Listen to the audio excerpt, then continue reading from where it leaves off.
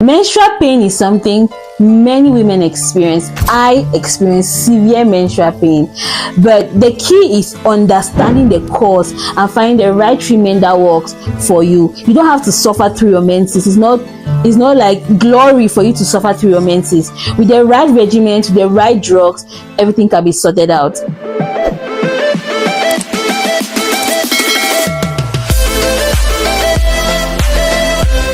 Ever wondered why some periods are more painful than others? Whether it's a crampy pain, a piercing pain, a burning pain going right to your anus.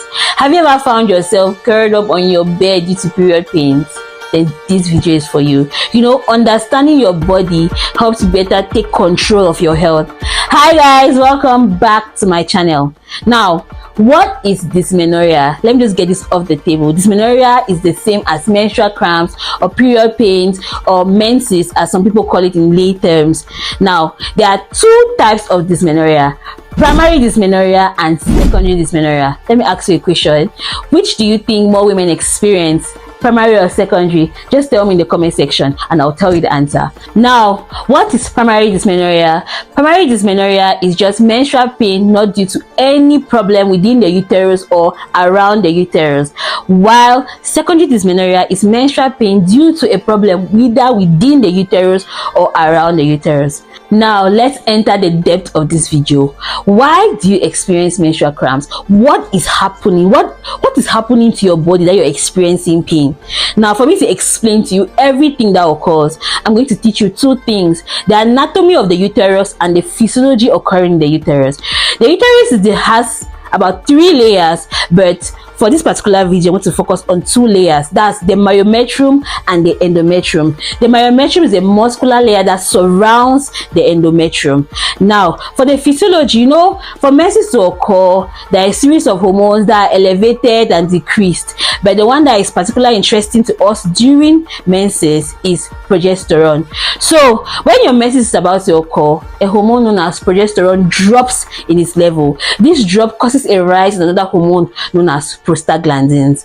Prostaglandins has a lot of functions, and among these functions, it causes contraction of the myometrium. Remember, I told you that the uterus has 2 layers: the endometrium and the myometrium. The myometrium, as the name says, muscle, is a muscular layer surrounding the endometrium. So now this prostaglandins causes now this myometrium now to contract, and when it contracts, it causes the occlusion of blood vessels or the constriction of blood vessels. And when these blood vessels are narrowed, it causes decreased blood flow now to the uterus. And when it causes decreased blood flow to the uterus, it leads to what? Hypoxia. And whenever there's hypoxia in the body, there is pain.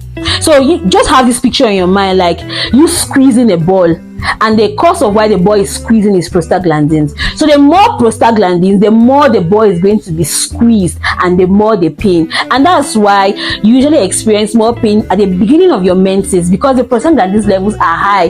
Why? So as you're able to remove all the blood, the endometrial lining, the remnants of the egg, and that's why the prostaglandins is usually elevated at the beginning of your menses. And that's why the contraction is going to be more, the occlusion is going to be more, the hypoxia is going to be more, and the pain is going to be more. So just imagine you're squeezing a ball, and what's causing your hand to squeeze the ball is prostaglandins. So prostaglandins is the cause of everything. It's the cause of why you're experiencing that harsh pain in your lower abdomen. It's just your body trying to remove all the remnants which were not used for pregnancy.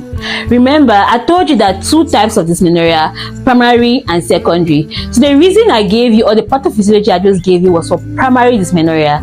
Now for secondary dysmenorrhea, the pain occurs, as I said, due to a problem within the uterus or around the uterus. Some of these problems are fibroids, adenomyosis, or endometriosis. So if you have any of these pathologies, you will have secondary dysmenorrhea. I have a small bonus for you.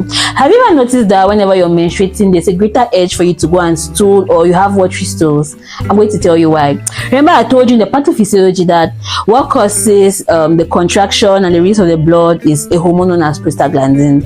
Now, the thing about prostaglandin is that it doesn't just work in the myometrium. It works on other muscles in the body, like like the bowels, the muscles surrounding the bowels. It causes an increased peristalsis, or an increased movement of food within the bowels. And when there's an increased movement of food within the bowels, it causes diarrhea, and so you have an urge to stool. You understand? So, and that's also why you also experience anal pain, because the lower abdominal pain usually radiates there, and also the muscles around the bowels or around the anus are also contracting, decreased blood flow, and thereby pain. That's why I experience anal pain, that's why I experience diarrhea. For signs, symptoms, and the risk factors of dysmenorrhea. Some symptoms of primary dysmenorrhea, as we all know: crampy lower abdominal pain, you can have nausea, vomiting, increased amount of appetite, watery stools. While for secondary dysmenorrhea, women are going to experience heavy bleeding, lower abdominal pain, which is going to be of high intensity, and usually at the beginning of the menses, you're going to experience painful intercourse and all the rest.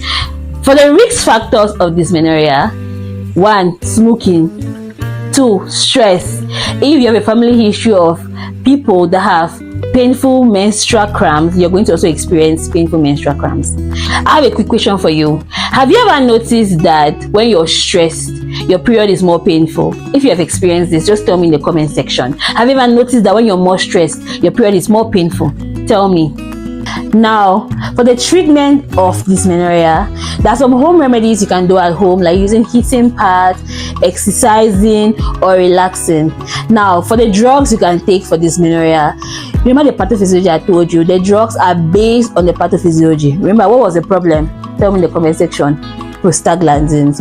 So the drugs you're going to take is going to inhibit prostaglandins. Remember, if there's no prostaglandins, there's no contraction, no decreased blood flow to the uterus, and thereby no hypoxia, and thereby no pain, because wherever there's hypoxia, there's pain. So I'm going to move out the cause of the problem, which is prostaglandins. So drugs that remove prostaglandins or inhibit prostaglandins are under a group of medication known as NSAIDs, which are non-steroidal anti-inflammatory drugs. For example of NSAIDs, you have ibuprofen, diclofenac, aceclofenac, naproxen. So you can take any of these drugs, and it's going to inhibit prostaglandins and it's going to reduce your pain. For secondary dysmenorrhea, remember I told you it's due to an underlying pathology, either a problem within the uterus or around the uterus. So to treat this, usually use surgery. If it's a fibroid, they're supposed to remove it through surgery, and adenomyosis and endometriosis, they're supposed to remove it through surgery. Now, if it's another problem, there are other medications they can use. They can give you hormonal replacement therapy, and it's going to sort the whole thing out. If you ever experience a change in the intensity of your menstrual pain, for example, during your early years of life, when your menses began, the pain was subtle, was not that intense and everything, and then now it's more intense, you can't even do anything, you can't walk, don't just brush it off that no, it's normal. It's not normal. Make sure you go and see a gynecologist, a medical practitioner. They should run you some labs and just rule out if you have secondary dysmenorrhea. Don't just say, oh, it seems, no. It's better for it not to be than for it to be, and let it grow.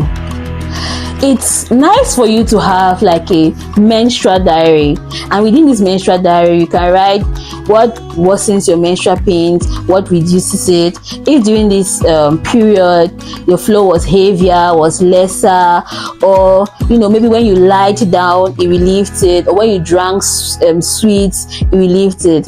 It's good for you to be able to track your menses and be able to do a follow-up, so that if any problem comes up within the line or along the line, you can be able to catch it up and pick it up very quickly. So today, an advice for you is for you to get a menstrual diary. Track your menstrual period, and even within this menstrual diary, you can be able to know how to calculate your menstrual period. And I'm going to teach you how to calculate your menstrual period in my next video. Menstrual pain is something many women experience. I experience severe menstrual pain, but the key is understanding the cause and finding the right treatment that works for you. You don't have to suffer through your menses. It's not like glory for you to suffer through your menses. With the right regimen, with the right drugs, everything can be sorted out. Now, if this video was helpful, if you learned something, please help me share the video. Hit the red subscribe button for weekly health tips. See you in my next video. Bye bye. It's Harry's Health Tips. Take care of yourself.